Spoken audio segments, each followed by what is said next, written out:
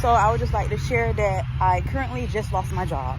And the reason why I just lost my job, because we work for an organization who help the goal of my job is to help neighbors who need assistance when it comes to financial hardships, who need connections to food pantries, who need connections to resources where they can help assist with utility bills. Just they need assistance. So in this situation, I have a choice to either assist this lady who's making $15 an hour. And what frustrates me about the whole world and economy, they expect people to earn a living with what they're paying. She's doing her job. She's working, but she's making $15 an hour. She fell on hard times because she got sick. She fell on hard times because she got sick. So now she's 3 months behind on her mortgage. So I'm telling my employers, they want me to go to an event. An event. It's not going to bring no funds to help these families who's struggling. And I told them I'm going to choose to go to Legacy Closet to be an advocate for this woman who's about to experience foreclosure because she doesn't have $1,500 to pay her mortgage.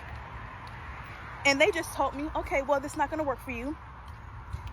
You're no longer employed. Bring your computer back. And that's okay. I will deal with that. I will live with that.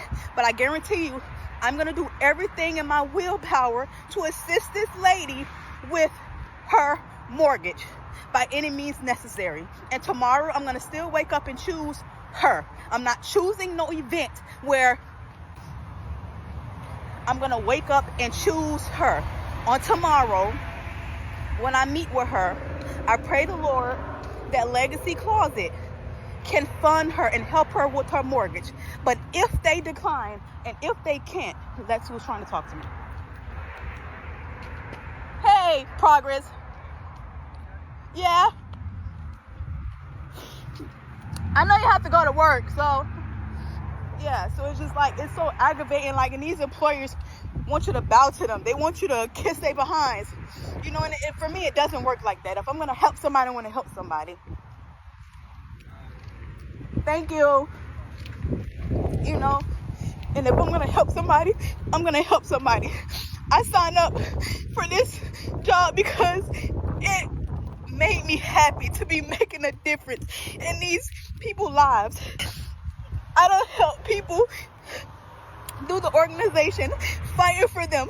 They only give a certain amount of funds, $187 flex funds per family, and God knows, thank God for that, because something is better than nothing. But I'm experiencing neighbors who have light bills.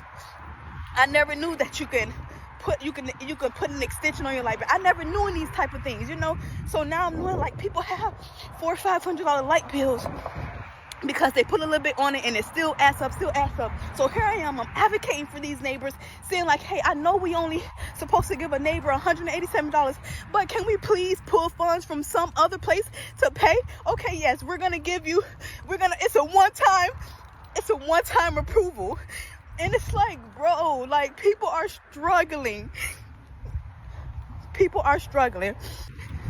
And now that, you know, I'm okay with losing my job and sacrificing myself to make sure this woman does not experience foreclosure. And I pray on tomorrow she gets fully funded. And if she don't get fully funded, then I'll try and figure out another way on how she's going to get this mortgage paid so that she don't experience foreclosure. But they say, oh, they're for the people. They want to help. They're for the people. Well, if you're for the people, then you go where the need is great. The need is great is us being there with them, making these appointments for these neighbors and showing up, being their advocate. You get in the door when you're a part of an organization with these companies that give. When you are a company, a nonprofit organization, and you come in with a referral, you're able to get through the door. It's much easier coming through the door with the referral. We definitely got to talk about this. Oh my goodness. Get in the comment section. Let me know your thoughts on what you just heard, what we just witnessed, while I share my thoughts. This right here, this is sad. This is sad because there is under no circumstances. I get it. You want to help people. Like this right here, this is like the perfect example of a bleeding heart. Why would you risk your job to help somebody?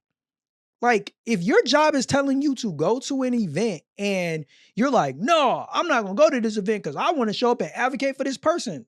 Okay, but at the risk of your job, why?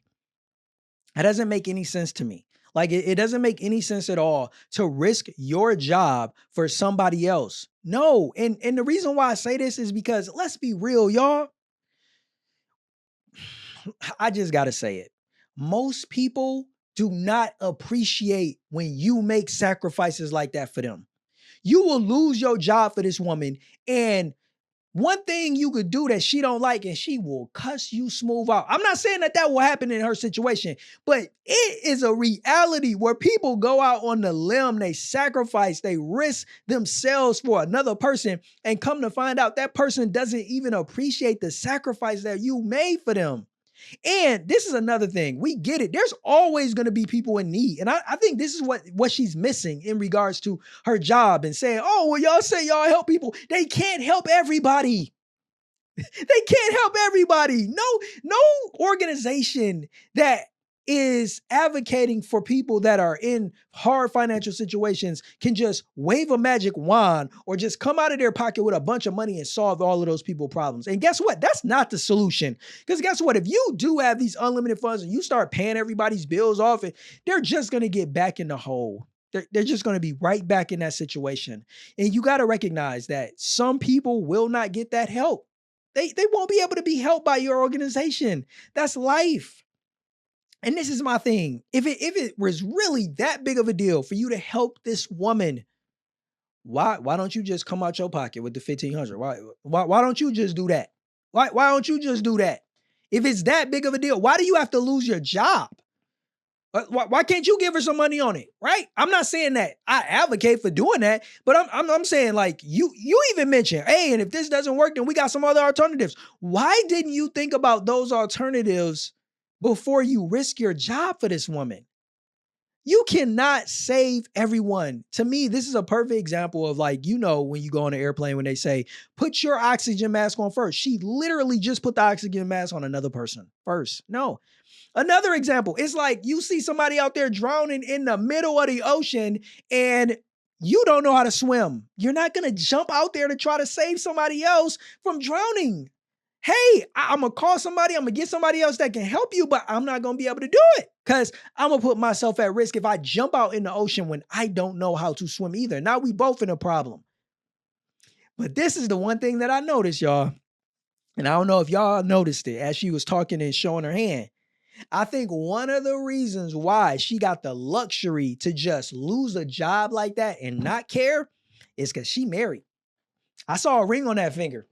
See, like I've been saying it in the past few videos about marriage. This is one of the benefits of when you got a husband or you got a man and he's taking care of you. When you got a husband and he's taking care of you, you could just quit your job on a whim just because your heart was bleeding. You wanted to stand up for this person to help him out. Now, I'm not saying her husband gonna be cool with it and everything gonna be smooth, but I wonder if she would be willing to take that same risk if she didn't have no husband and all she had was that job. I would think that she probably wouldn't have taken that risk. But knowing that she has a husband who's gonna provide and get them through, now he got to pick up some extra shifts more than likely when you lose this income coming in the house. I'm saying there are benefits to marriage. They can even help when people make decisions like this that are foolish. I don't think that this was wise. I get it. You want to help people. There's absolutely nothing wrong with that. But I am not an advocate for you choosing another person over yourself. You chose her. You said you're going to wake up tomorrow and choose her. No, choose you.